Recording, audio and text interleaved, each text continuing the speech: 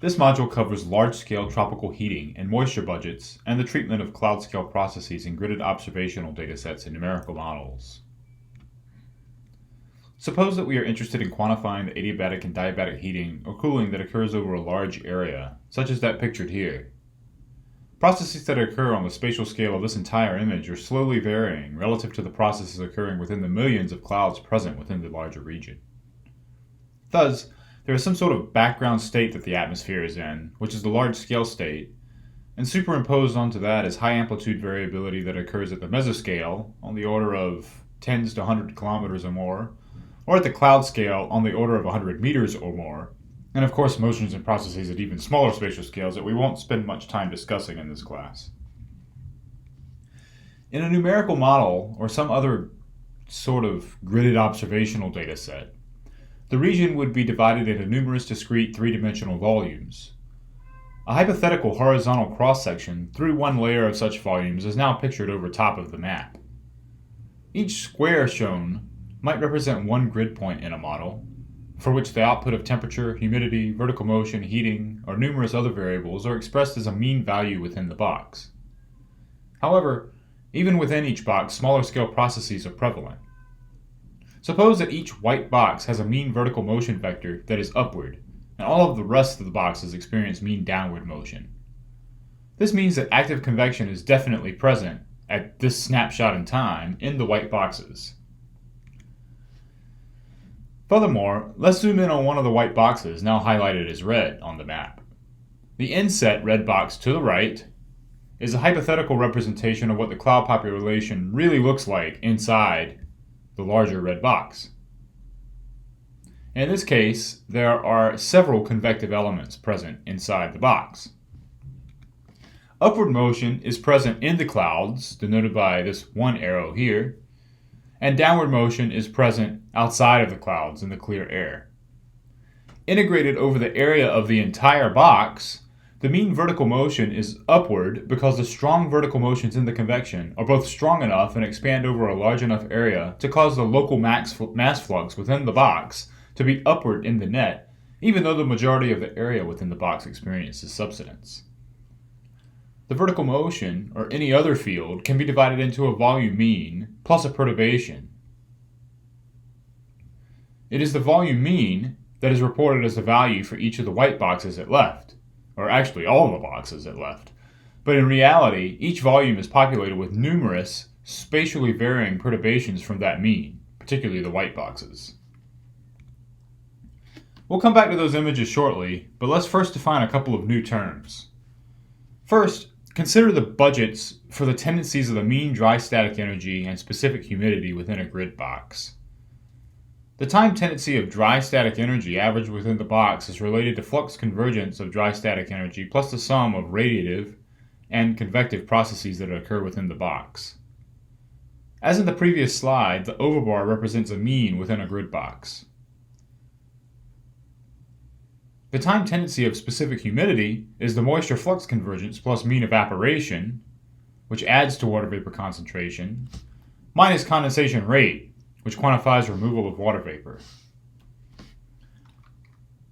The subscript R denotes radiative heating, and the subscript C denotes the convective heating, which is related to the difference between the condensation and evaporation rate, as shown here, multiplied by the latent heat of vaporization. Phase changes between liquid water and ice, and between vapor and ice, are neglected here for simplicity. These equations state that condensation will cause warming and should be denoted as a heat source and moisture sink. Evaporation cools and is a moisture source. And then finally, the third equation is just simply mass continuity. Using these three, we can define two terms, Q1, the apparent heat source, and Q2, the apparent moisture sink.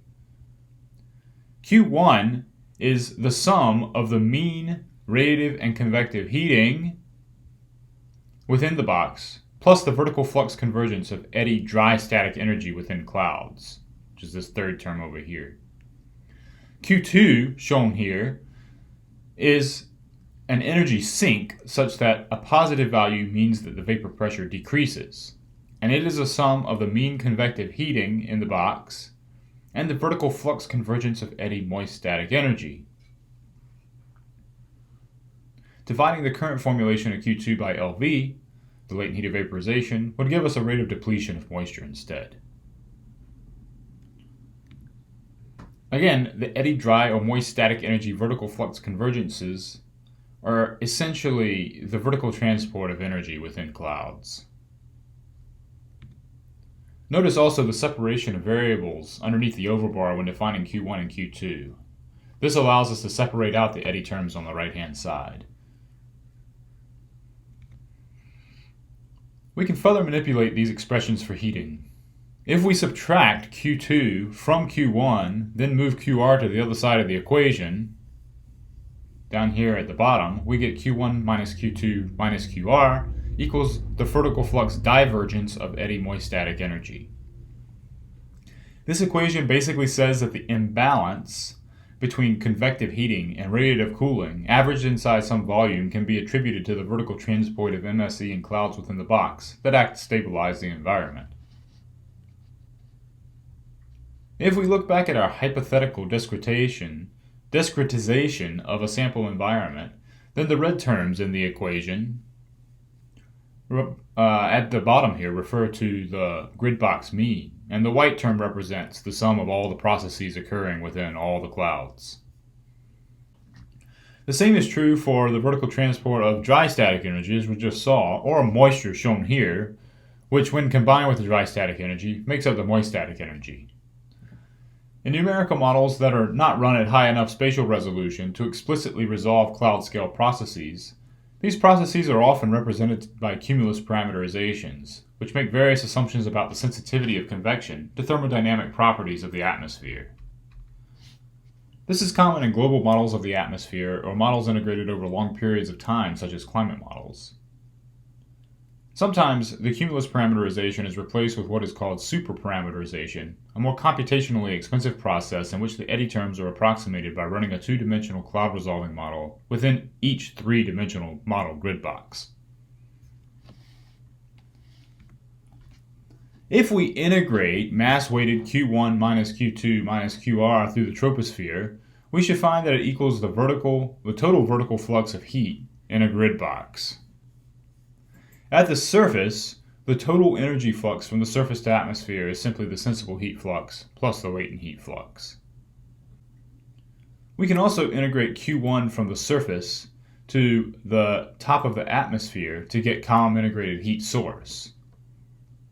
The total column integrated heating, which is the total heating summed over a column of stacked boxes, is constrained by the sensible heat introduced to the column plus the total latent heat release caused by condensation. In a complete treatment, mean net freezing and deposition would also be included. So, to get down here, we're simply taking this equation, subtracting QR from both sides, and then integrating. Likewise, we can integrate Q2 through the column. As you might intuitively expect, the total moisture sink in the model is the sum of how much moisture is rained out, which is a sink because it represents condensed vapor that is not re-evaporated, minus the evaporation of water from the surface, which represents a source to the column. Put together, all the equations show how surface fluxes constrain precipitation and large-scale heating in the tropics. Although we won't do so here, a formulation for plume buoyancy can be expressed such that the tendency of large-scale buoyancy is directly related to the sum of boundary layer radiative heating and the surface heat fluxes. This figure shows what vertical profiles of Q1, Q2, and QR look like over the Indo-Pacific warm pool where SSTs are high. The heat source and the moisture sink are dominated by deep convection. Peak heating is usually above the 0 degree sea level, which is denoted near 5 kilometers in this figure. Here, peak heating is located near 7 kilometers altitude. The magnitude of the moisture sink, converted to the same units, is usually a little less in the upper troposphere, and perhaps a little more in the lower troposphere. Radiative cooling is present throughout most of the troposphere in a cloud-free environment. However, clouds can produce much more locally complicated profiles of heating and cooling. If you computed Q1 minus Q2 minus QR with these profiles, you'd get a positive value in the upper troposphere and a near zero to slightly negative value in the lower troposphere above the boundary layer. Thus, the largest vertical flux divergence of MSE occurs in the upper troposphere in deep convection. Budgets like these are often computed for networks of closely located Rainson observations, such as in the network seen here from the Dynamo field campaign in 2011. Each dot represents a different sounding site, and a gridded analysis of wind, temperature, humidity, vertical motion, and heating, among other variables, was created in 1 degree by 1 degree boxes within the quadrilaterals outlined between 70 and 80 degrees east. These are just different examples of vertical profiles of several different quantities that can be derived from such datasets. Don't concern yourself about what the different colors mean right now. However, do notice that the peaks in Q1 tend to correspond with peaks in the vertical motion. This is expected based on the thermodynamic equation. The other thing to notice is that Q2 is sometimes negative. If you look at this black area right here, this is an example of that. This means that clouds, which usually act as a moisture sink by condensing vapor and raining it out, act as a moisture source. This can happen when a substantial amount of condensate, rather than falling as rain, re-evaporates at higher altitudes and detrains into the environment. This is related to moistening of the environment by congested clouds, as was mentioned previously, and it will become an important consideration when discussing the transition from shallow to deep convection later in the course.